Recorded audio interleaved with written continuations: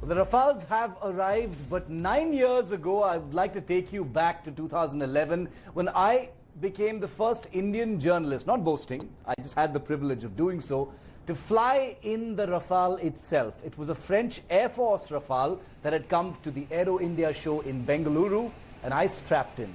So let's get into that Rafale cockpit for this report.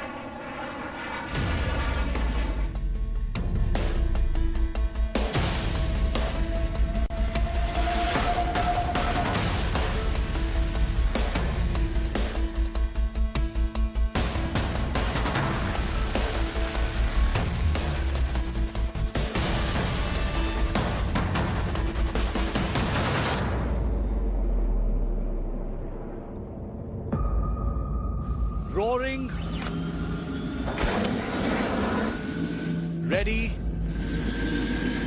and all set for the Indian Air Force.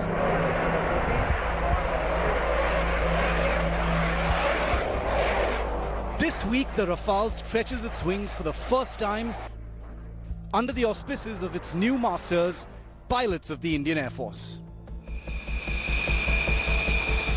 And as a whole generation of Indian aviators get set to operate one of the most advanced combat jets in production today,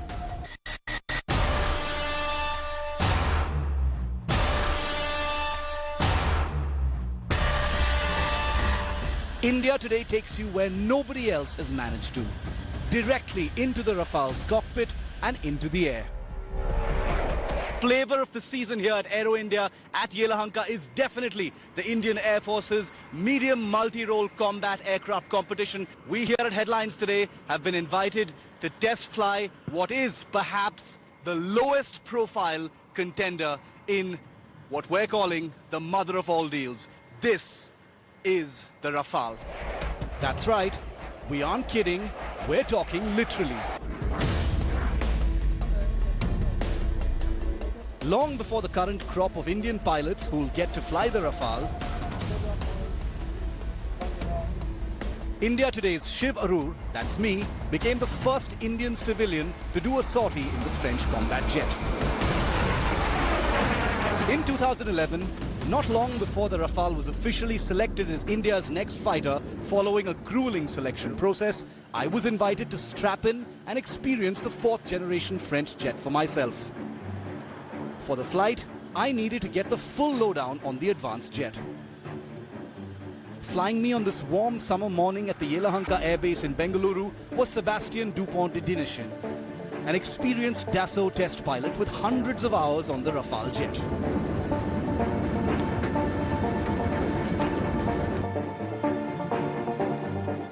For this flight, I got to don a French Navy flight suit and boots, all crucial elements to the flying experience. And of course the all-important G-suit, indispensable for combat flying that involves sharp maneuvers.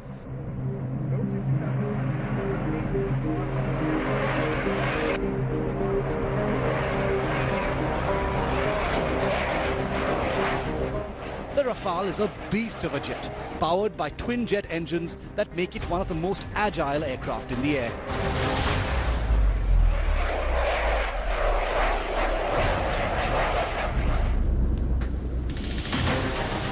I got a full cockpit briefing on the aircraft, including how to operate major systems, controls, and of course the emergency ejection system in case of any catastrophe in the air.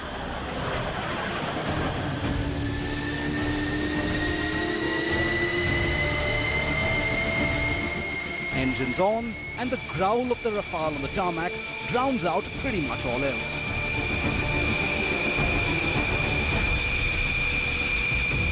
Inside the cockpit, however, with helmet on, I can hear barely a rumble. And I remain in direct communication throughout with pilot Sebastian.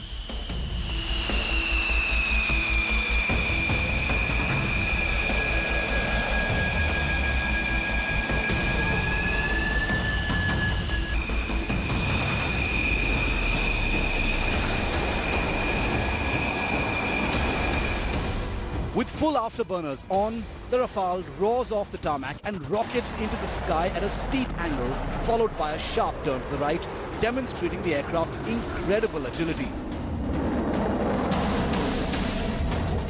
Strapped into the Rafale, we exited Bengaluru airspace to less densely populated parts of the state for a full 15-minute flight, where I was given control of the jet at 16,000 feet for a full 15 minutes, allowing me to execute all manner of maneuvers, including full loops, barrel rolls, and steep dives, followed by high-G level-out stunts.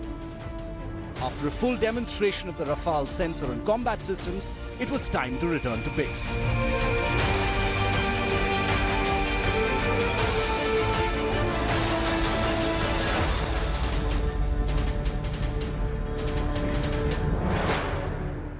Every time I fly a fighter aircraft, the one thing that stays with me is just what an amazing species the fighter pilot really is.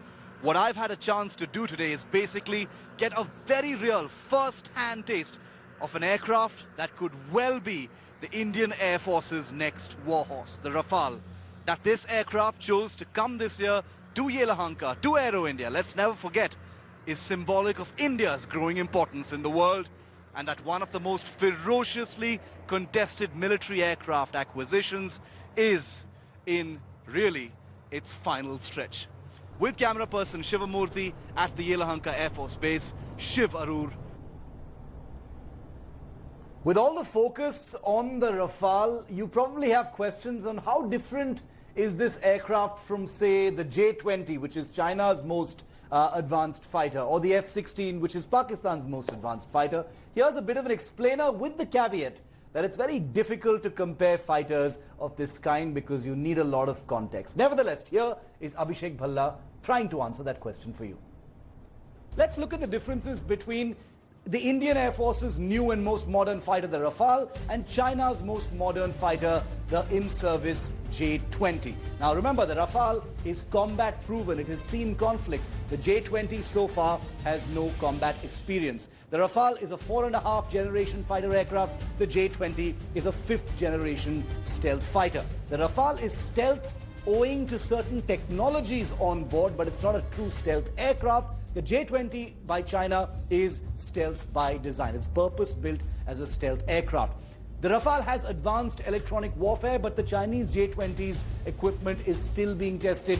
Not very much is actually known about it. The maximum speed on the Rafale is 1.8 times the speed of sound. It's twice the speed of sound on the J-20. The Rafale's combat range is about 1,850 kilometers. J-20 is not much more at about 2,000.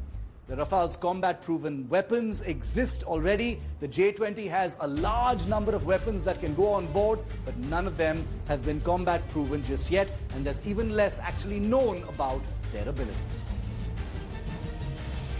It's always difficult to really compare two fighter aircrafts as different as the Rafale and the F-16 that's operated by Pakistan head to head, because there are so many differences, and it always really comes down to the nature of the engagement and the fight. But if you were to look at it really technically, of course, the Rafale is a bigger fighter. It has 2 engines. The F-16, of course, is a single-engine fighter. As far as hard points are concerned as well, the Rafale is something that leaves the F-16 behind in terms of its combat load, in terms of combat range, combat radius as well, in terms of weaponry and sensors. The Rafale definitely is a superior aircraft. But like I said, when it comes to comparisons, they are always tricky because it's also about the nature of the engagement, the pilot in the cockpit, and how they make the best use of the aircraft they fly.